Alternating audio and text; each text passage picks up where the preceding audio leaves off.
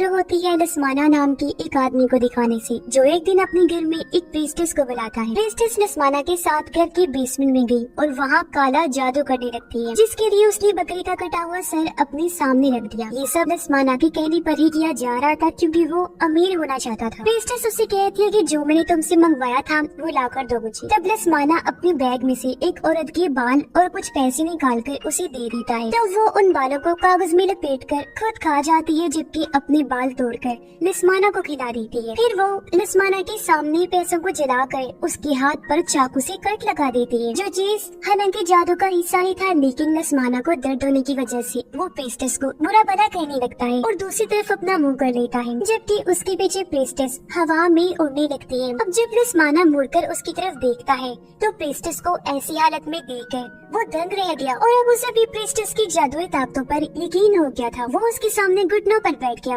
कहता है कि आज से मैं तुम्हारा गुलाम। उसका ये कहना ही था कि उसके कमरे में पैसों की बारिश होने लगती है। साथ ही लस्माना का ब्रीफकेस भी पैसों से भरने लगता है, जो देखकर उसकी खुशी का कोई ठिकाना ही नहीं रहता। यही नहीं बल्कि जिस बकरी का वो सर था वो भी जिंदा होकर पूरा यहाँ खड़ा हो जाता है। उसे देखने से हम समझ जाते हैं कि ये बकरा दरअसल डेविल है, यानी कि शैतान, जिसको लस्माना ने एक जान दी और बदले में शैतान ने उसे पैसों से माला माल कर दिया। तब प्रीस्टेस भी उसे कहती है कि शैतान ने तुम्हारी कुर्बानी कबूल कर लिया, इसलिए अब तुम घर जाओ, जहाँ भी दौलत शोहरत तुम्हारा इंतजार कर रही है। लस्माना अब जैसे बेसमेंट से बाहर गया, फौरन ही दरवाजा बंद हो जाता है। अब सच में लस्माना को इतनी कामयाबी मिलती है कि वो रातों रात अमीर हो जाता है, लेकिन उसकी वाइफ की मौत हो जाती है। सबको लगता है कि उसकी वाइफ ने खुद अपनी जान दी, पर असल बात तो ये थी कि लस्माना ने अपनी वाइफ के ही बाल देकर उसकी कुर्बानी दी थी, जिससे उसकी वाइफ तो मारी गई पर वो अमीर हो गया। अब लस्माना की दो बेटियां भी थीं। बड़े बेटे का नाम आल्फी था। अपनी वाइफ की मौत के बाद लस्माना एक एक्ट्रेस से शादी कर लेता है, जिसके पहले से 3 बच्चे थे, 2 बेटियां और 1 बेटा। उसकी बड़ी बेटी का नाम माया होता है, लेकिन फिर टाइम के साथ साथ अचानक होता जा रहा है। अब आल्फी अपने भाई को बताती है कि तुम्हें याद है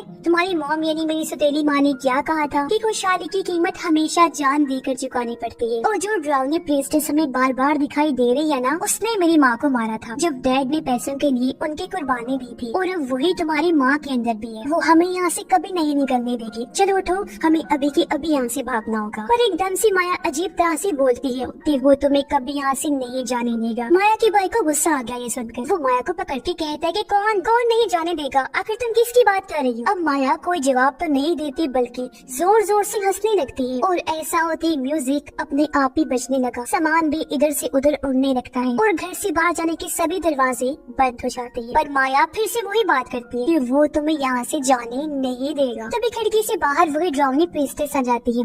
माया का भाई उसे ढूंढने जाता है क्योंकि माया गायब हो गई। ऊपर एक कमरे में आकर वो देखता है कि माया अपना सर दरवाजे पर मारकर रो रही है। उसका भाई कहता है कि क्या कर रही हो तुम, चलो हमें यहाँ से चलना है। और अब वो जैसे ही मुड़ी, हम देखती है कि वो माया नहीं बल्कि वही प्रीस्टेस है। उसे देखकर वो डर से भाग जाते हैं, लेकिन जहाँ भी वो जा रहा था ड्राउनी प्रीस्टेस उसके सामने आ जाया करती थी। अब वो बड़ी मुश्किल से एक कमरे में आकर दरवाजा बंद कर देता है और देखता है कि उसके पीछे माया बैठी हुई। वो अपने भाई को बताती है कि वो जो है ना, वो आल्फी और उसकी बहन को हासिल करना चाहता है, यानी उनकी कुर्बानी लेना चाहता है। इस टाइम माया के हाथ में अपने भाई का पुतला था जो उसने माला में से लिया था। वो कहती है कि उस जंगल में हमारी माँ और दूसरी बहन को मार दिया है उसने, और अब वो दरवाजे के पीछे बैठा हमारा इंतजार कर रहा है। अब जैसे दरवाजा खुला, हम देखते हैं कि वहाँ वही डेविल था। माया कहती है यही सही टाइम है डेविल को आल्फी और उसकी बहन की कुर्बानी देने का, ताकि डेविल को उन दोनों की जाने मिल जाए और लस्माना पर लगा हुआ कर्ज श्राप खत्म हो जाए, क्योंकि आल्फी और उसकी बहन लस्माना की पहली वाइफ के बच्चे थे। तो उनकी माँ मर गई, जिसके बाद आल्फी और उसकी बहन के कुर्बान होते ही सब ठीक हो जाएगा और हम शैतान के गुलाम बच जाएंगे, जिससे हम बहुत पावरफुल हो जाएंगे। और उसका भाई आल्फी और उसकी बहन को कुर्बान करना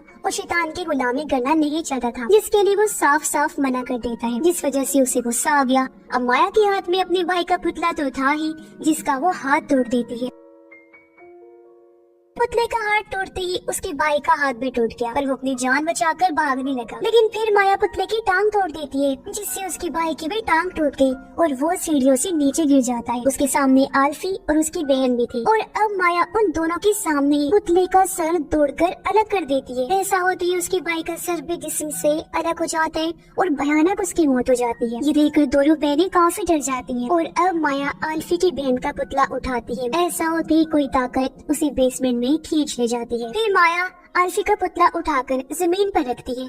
ऐसा होते ही आल्फी उल्टी हो जाती है और अब जैसे जैसे माया ऊपर से नीचे पुतले को उछालने लगी वैसे ही आल्फी भी उछलने लगती है, जिससे वो बेहोश होकर कुछ देर बाद जब आल्फी को होश आया तो वो खुद को बेसमेंट में पाती है, जहाँ उसे अपने सामने पास्ट यानी माजी दिखाया गया कि जब प्रीस्टेस आल्फी की माँ के मरने के बाद रिचुअल यानी जादू कर रही थी तो यहाँ नस्माना फिर से पुतला देख लेती है। ये देखकर आल्फी को एक आइडिया आया, वो जोर जोर से हंसने लगती है। माया को ये देखकर गुस्सा आ गया, वो आल्फी के पास जाकर कहती है कि इसमें हंसने वाली कौन सी बात है। फिर वो दूर जाकर आल्फी के पुतले की टांग तोड़ने लगती है, पर ठीक तभी आल्फी भी माया को उसका पुतला दिखाकर चिढ़ाने लगती है, जो उसने तब चुरा लिया था जब अभी माया उसके करीब आई। ये देखकर माया डर गई। तभी आल्फी उसका पुतला आग में फेंक दी और यहाँ माया भी आग में जलने से मारी जाती है। अब आल्फी जमीन में गड़ी प्रीस्टेस की लाश निकाल कर उसका पेट चीरती है और अंदर से नस्माना के बाल बाहर निकाल कर उन्हें आग में फेंक देती है ताकि ये कर्ज खत्म हो सके। ऐसा होते ही आल्फी पूरी तरह से ठीक तो हो जाती है, पर पीछे से प्रीस्टेस पार आकर उसे खींच मरती और इस घर को छोड़कर वापस चली जाती है और ये फिल्म भी इधर ही खत्म हो जाती है।